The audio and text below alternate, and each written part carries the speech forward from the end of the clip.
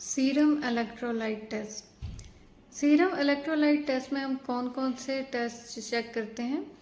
इसमें हम चेक करते हैं इलेक्ट्रोलाइट्स यानी कि सोडियम, पोटाशियम, क्लोराइड, कई केसेस में कैल्शियम भी साथ में चेक किया जाता है।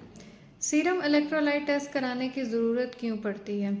अगर तो किसी पेशेंट को कंटिन्यूसली वॉमिटिंग है, डायरिया है, वीकनेस महसूस हो रही है, मसल स्पाज्म ज़्यादा होता है, तो उस सूरत में भी सीरम इलेक्ट्रोलाइट्स चेक किया जाता है।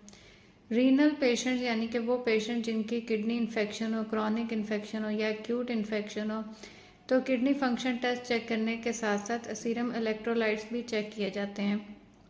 इसके अलावा वो पेशेंट्स जो हार्ट पेशेंट्स हैं, ट्रीटमेंट ले रहे हैं, उन पेशेंट्स में भी रेगुलरली सीरम इलेक्ट्रोलाइट्स मॉनिटर किया जाता है, क्योंकि पोटाशियम जो है वो बहुत ही इम्पॉर्टेंट होता है।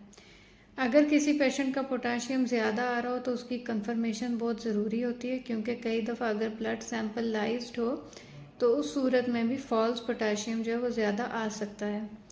सीरम इलेक्ट्रोलाइट के लिए हमें ब्लड की ज़रूरत पड़ती है। ब्लड सैंपल वेन से कलेक्ट किया जाता है। किसी भी टाइम पे ये सैंपल दे सकते हैं, इसके लिए फास्टिंग का होना ज़रूरी नहीं होता है।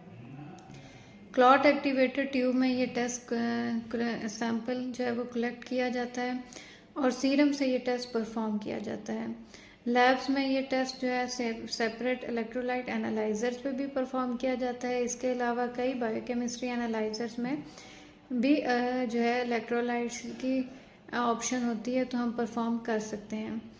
इलेक्ट्रोलाइट्स का रिजल्ट जो है वो मिलीमोल पर लीटर में रिपोर्ट किया जाता है, सोडियम, पोटाशियम और क्लोराइड का। सोडियम 135 से 145 मिलीमोल तक नॉर्मल होता है। पोटाशियम 3.5 से 5.5 तक मिलीमोल तक नॉर्मल होता है, जबकि क्लोराइड जो है वो 97 से 110 तक मिलीमोल पर लीटर तक नॉर्मल होता है। अगर किसी पेशेंट को वॉमिटिंग, डायरिया हो तो उस सूरत में अक्सर सोडियम का लेवल कम हो जाता है, इलेक्ट्रोलाइट डेफिशिएंट हो जाते हैं, पोटाशियम भी डेफिशिएंट हो जाता है। Chronic kidney disease